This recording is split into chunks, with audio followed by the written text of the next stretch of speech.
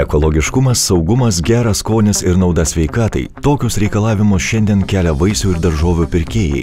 Todėl augintojams svarbu žinoti daugybę dalykų, koks dirvožemis ir vanduo tinkamiausias tam tikroms rūšims, kokiomis sąlygomis laikomos daržovės išlaikys maistinės medžiagas, kokios biotechnologijų naujovės pagerins derlių ar užtikrins efektyvesnį jo panaudojimą.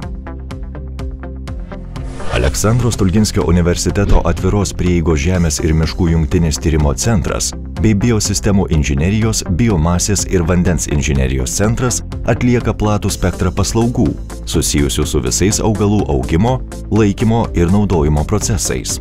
Nuo vandens, dirvožemio, mikroorganizmų, augalų produktyvumo ar atsparumo tyrimų iki miško ekosistemų biologinės įvairovės, biodegalų ir biodujų gamybos bei augalinių atliekų perdirbimo technologijų.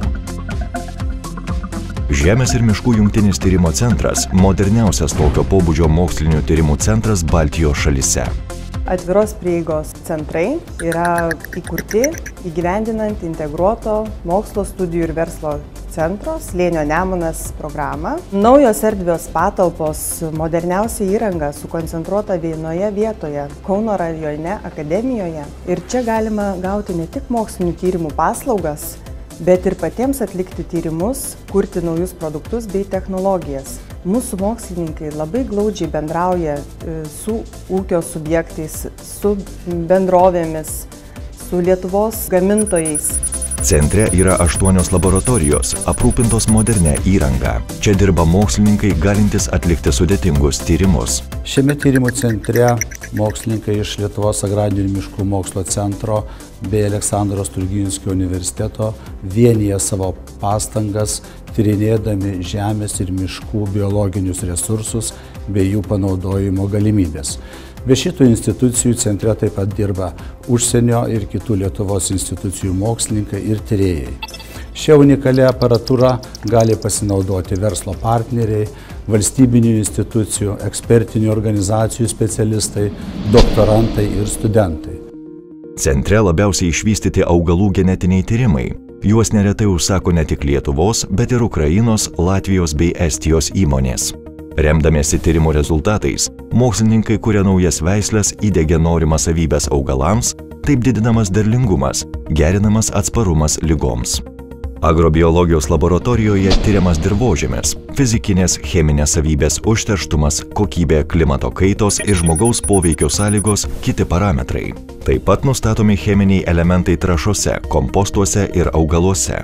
Centro mokslininkai vykdo ir įmonių užsakymus. Pavyzdžiui, šiuo metu čia kuriamas pasauliniu mastu naujas produktas – skystos trąšos iš paukščių mėšlo.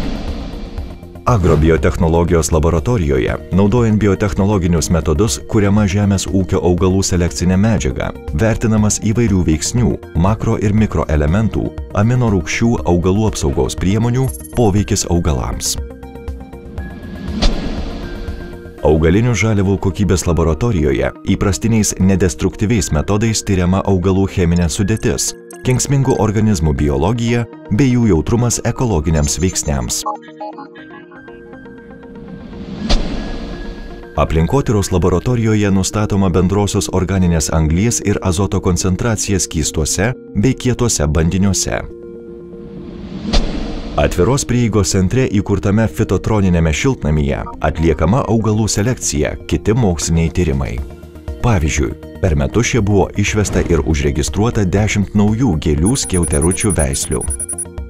Šiltnamyje veikia speciali temperatūros, dienos, nakties bei metų laikų kontrolės sistema, todėl tyrimai atliekami gerokai sparčiau nei natūraliomis sąlygomis. Centro miškininkystės specialistai, bendradarbiaudami su užsienio šalių partneriais, tyria miškų ekosistemas, besikeičiančio klimato poveikį jų tvarumui, siekia išsaugoti Lietuvos miškus, juose susiformavusią populiaciją. Universitetas turi pilotuojamą ir bepilotį lėktuvą, naudojamus fotogrametrinių nuotraukų fotografavimui. Tokios nuotraukos pateikia ne tik vietovės 3D vaizdą, bet ir duomenis apie medžių rūšis, miškingumą, todėl yra labai naudingos įmonėms, renkančioms informaciją apie pasėlių deklaracijas, karjerų apimtį, atliekančioms durpynų stebėseną ar želdynų inventorizaciją. Laboratorijose taip pat tyriama medienos ir jos produktų kokybė, kuriamos bei tobulinamos medienos apdirbimo technologijos. Dar viena veiklos sritis, kurioje centro mokslininkai pasiekė žymių laimėjimų pasauliniu mastu, tai technologijos, padedančios panaudoti mikrodumblius kaip žaliavą biokuro gamybai.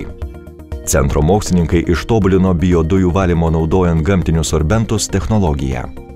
Šiose laboratorijose teikiamos skiestųjų degalų ir aliejų savybių bei biodujų tyrimų paslaugos.